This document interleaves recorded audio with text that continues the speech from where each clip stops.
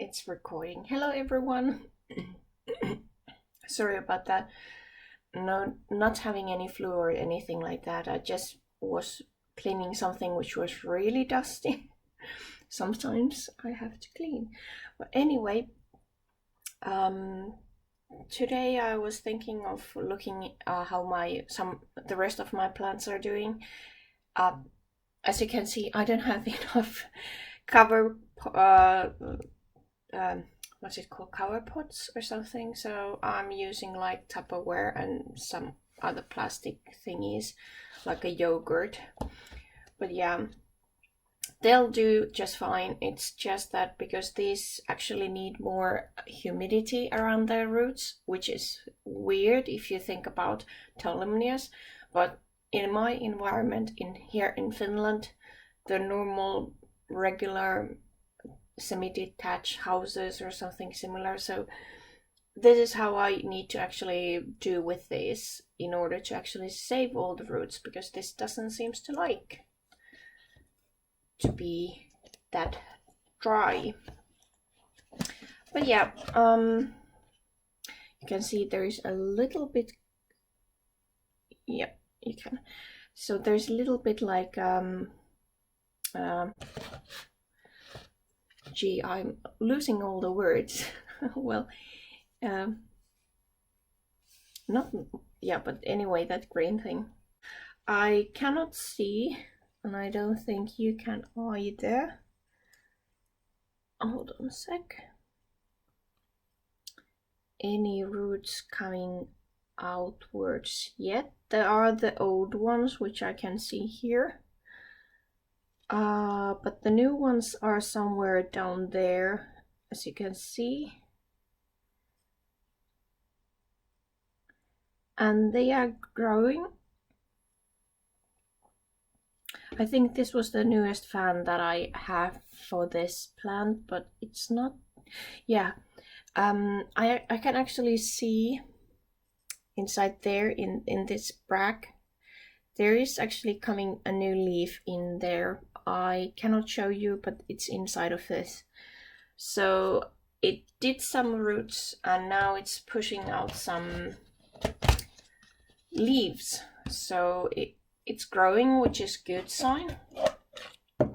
And this had the same, oh yeah, I watered them yesterday or something, that's why they are so soggy. And I know you shouldn't supposed to keep them this soggy. They need to have really fast wet dry cycle. But if I keep these outside only with some tray underneath, they'll just dry out too fast for me. I don't have that sort of humidity which they require, and they look a lot more happier, and they are growing. Yeah. Oh, I actually can see in that brag there, inside there, you cannot see it, but it's like there is coming some new leaves in this brag. They're too small to actually show, but I can see them pushing out. So interestingly, if you think about Tolumnias and how they tell you to actually take care of them, it doesn't work in my environment. Really, it doesn't. And it took me 1 year to actually find the balance with this. And as you can see, they don't look that good. But it's live and learn, and I'm hoping to be able to fix them permanently. And I have seemed to lost the tag. I need to go and find it at some point. But these are the Tolumnias Red Corona something. Not sure if they did have some other name in them, but yeah. So let's move on. So moving on to next small things which I have. And there are good news and then there are bad news. And that bad news, I knew it was coming, but I wanted to give it a chance. But yeah. So this was the surprise plant which I got, well, one of those three, which I got from the Swärcher. They were the double order which went to Sweater, and because they didn't want to send them out again, so I just thought that I can take it.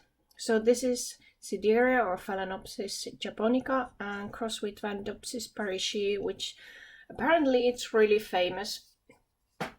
So this just looked like an ordinary Phalaenopsis, well, with this looking leaves, and this was the latest leaf, and as you can see it's much bigger than the other one.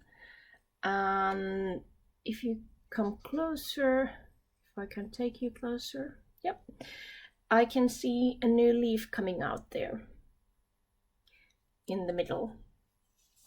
So this odd ball has been pushing out the roots mainly outside. I don't know if it's because of the media.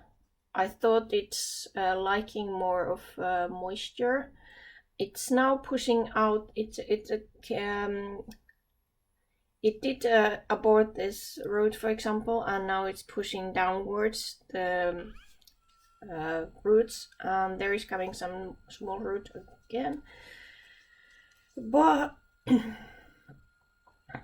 cannot see any new roots down here, only the old ones. So I have to think about it and do some research, and maybe I need to repot this into more airy media.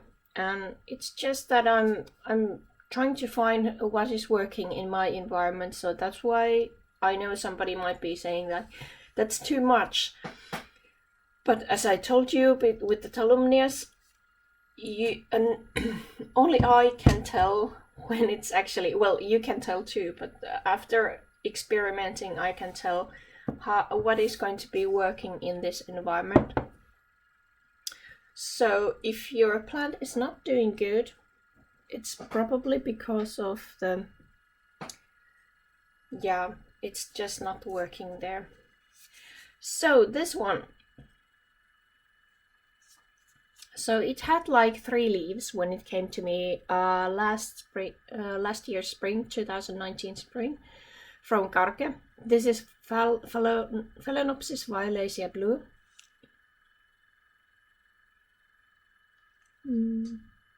It's a bit blurry, but yeah. So it had some sort of like issues with the leaves, if you can actually see something.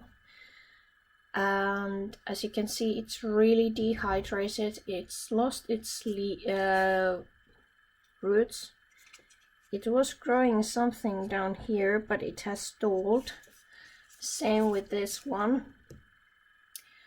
And it's been trying to grow roots for a long time, and I think it's pushing something out of there as well.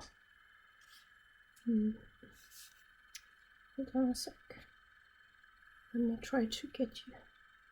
So I could see there is something. I need to check it more closer. Yep.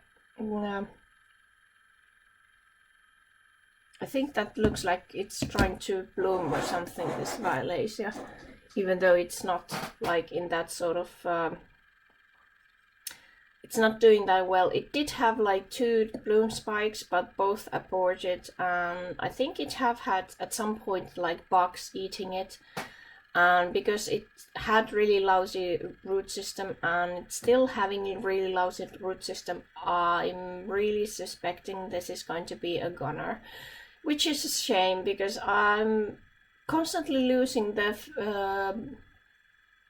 Phalaenopsis. Either it's due to, well, it was too cold when they were coming into Finland the second time I tried to order. And this I ordered from the first patch from the Karke. We had the common delivery, which we do every spring at our Orchid Society in Finland. So I have the worst luck with the Phalaenopsis species, and I'm really sad about it, and I'm hoping to replace this Violacia. Actually, I wanted to have the indigo, but there wasn't one, so I took the blue. So maybe next time I'll find the indigo. But yeah, just wait. I'll be having like huge amount of Phalaenopsis next time when I'm doing ordering. Okay, continue to the next one. Now then, sorry about the squeaky chair. I have to try to figure out how to fix it. But this is my Phalaenopsis bellina, which I have been dreading the whole year whether or not I'm going to lose this one as well. This is from Caroline Orchid. So this is Bellina Red Apple. There's a new leaf coming in. This was a bit smaller one than the other one. I think this was coming out when I got this and I did repotting, so that's why it was so small. And as you can see, there is a little bit losing. It has lost a little bit of its chlorophyll from the edges, so I think it was like it would need more calcium, I think, or magnesium or something similar. I have to check that out again. This is the first leaf it's actually going to lose, which is it's sucking the energy out of it, as you can see. So this came to me a year ago, and there is actually a flower spike down there. If you can actually see it. It's between this and the other roots, so there is actually flower spike waiting, but I think it's stalled because of the weather got a bit colder or cooler basically, so it went down underneath the 20 degrees in my room at some point for 2 weeks or so. And I also did cut the lighting hours for this, so don't know why it's like stalled, but it decided to grow new leaf instead of that spike. But as you know, they are sequential bloomers, so the flower spike can stall and continue, and then they flower and then they continue, so it's not like I'm worried about it. But yeah, it seems to have stopped. Well, not that one, so it's growing that root there, but most of the others, as you can see, it has ended the growing, and I really don't understand what it's doing with that root there. It's in funny angle in there. Hold on a sec. Yeah, so it's growing upwards. But this is Bellina. I repot it into the bigger pot, and I can feel that this is like bulging, so the roots are really taking their space, so I guess it could do a little bit of watering, maybe tomorrow, maybe tonight. Yeah. Okay, next one is not Phalaenopsis. It's a Paphiopedilum, and this is no idea which I bought from a flower shop, a local flower shop. It's De Perle.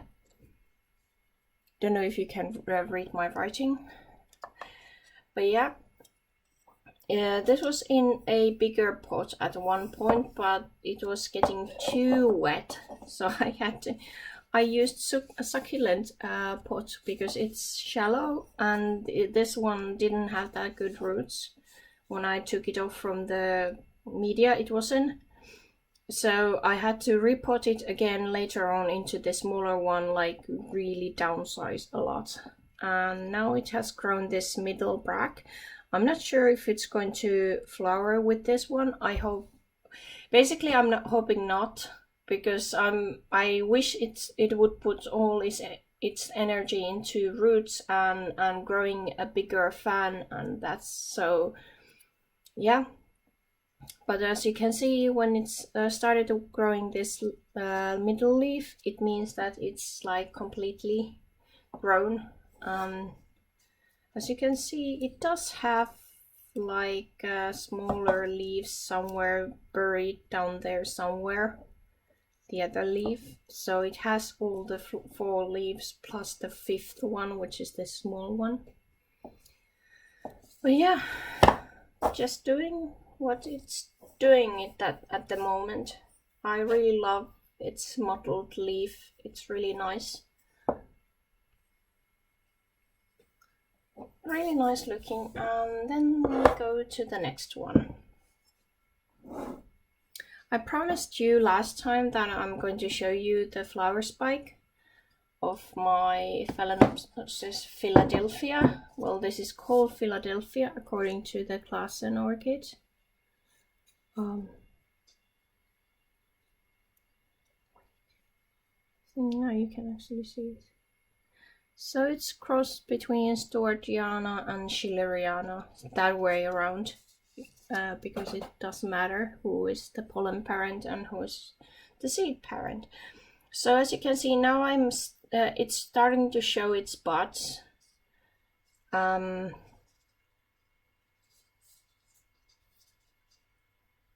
you can see it. Yeah, there it is. So it's a small spike, and I think it was 1 centimeter tall when I actually could see that the spike was growing. I didn't expect it to actually bloom yet, but it decided. And as you can see, this latest leaf is bigger than the old one, which is around here. So it's a bit bigger also from the previous ones, which are behind here. So I'm quite happy with its progress. So I'm going to let it bloom. I might get like only few blooms, but that doesn't matter. And I think it decided to bloom because of that drop of the temperature. So that was the sign for the what's it called, Bellina, to stop growing the flower spike. And for this it was like, okay, winter is coming, I need to flower. And the pot is full of roots. I did repot it into the same pot because I could fit the roots inside of it. I didn't want to go too much bigger because I wanted to give this like a good wet dry cycle. So I had like huge amount of aerial roots, which I pushed into the pot and let them grow there, and now it's growing new aerial roots, as you can see. So it does its own thing. I really like these roots. They are so aesthetically pleasing. There's one more. And as you can see, the above they look really red because of the light, and down below they are green. So yeah, it's the anthocyanin which is underneath these leaves as well, which is this coloration is quite common, or is, I haven't seen anything else. So if you know anything else, please let me know. But mostly with Stuartiana and Schilleriana, they have this red undertone or burgundy red, so they look really amazing. Same as with the this mottled leaves. They are something which is quite common in Stuartiana and Schilleriana, the species Phalaenopsis. And if you're buying the yellow variety of Stuartiana, they have completely this darker green leaves, so they don't have this model thing that much, at least. So it's some kind of trade-off if you are buying the yellow one. If you are buying the white one, which is the classical color of the blooms for Stuartiana, that has a mottled leaf. So yeah, okay.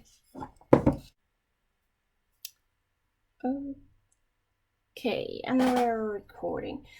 So I think because it's already 20 minutes, I'm going to end after these ones. I'm pretty much gone through all my upper shelf, the plants which are there, which I can actually give you some sort of information how they are. So yeah, I think I'm going to make another video about the rest of them. But so I actually changed a little bit of this media not a long time ago. I have like some of the bark inside of there. I mean moss inside of them, but mostly it's about perlite and bark, small graded bark. And this is no idea, yellow flowered Paphiopedilum, and I think it might have Armenicum or something, its relation inside of it because of the smallness of the fans. Well, this is not that small. It's directly underneath the grow lights, so I'm surprised that it has this long and narrow leaves now compared to these choppy little things. Really don't know. It's starting a new fan there. It did have a break at one point growing that fan, but now it's actually continuing to growing its leaf. I thought it was going to abort it and leave it be, but after this middle leaf came out from this bigger growth, I have seen this starting to move, so it's now growing.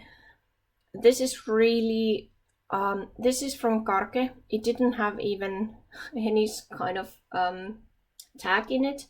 It came next to with this one I'm going to show you next one, but this was the only one which had actually bloom, and that was the yellow one. And when I got them, I separated them and they are both growing, which is surprising. This has been the fastest one of them, and I really love this color next to the underneath the leaves. So it has this really burgundy well, how do you call it, freckles underneath the leaves. And yeah, I'm really surprised about. I'm just thinking, was this leaf coming when I didn't have that good light? Because this was the next one, so it might be so it might be that this one, yeah, might be that long because I didn't have that good light as I had like this second and third one growing. Yeah, so it's directly underneath the grow light. I think it's like 20 centimeters above, so not keeping this dark.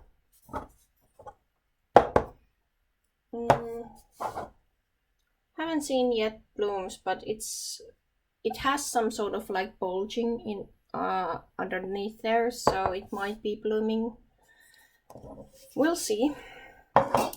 This was the surprise Paphiopedilum, which came with that other one in the same pot.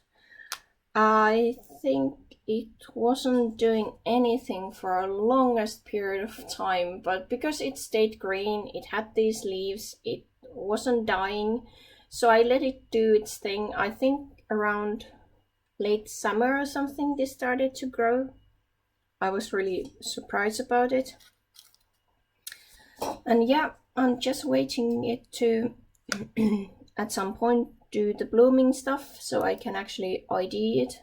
But as long as it's not dying, it seems to be happy underneath the grow light. They can just do their thing. Okay, and then I'm going to show you my Ancracon leonis.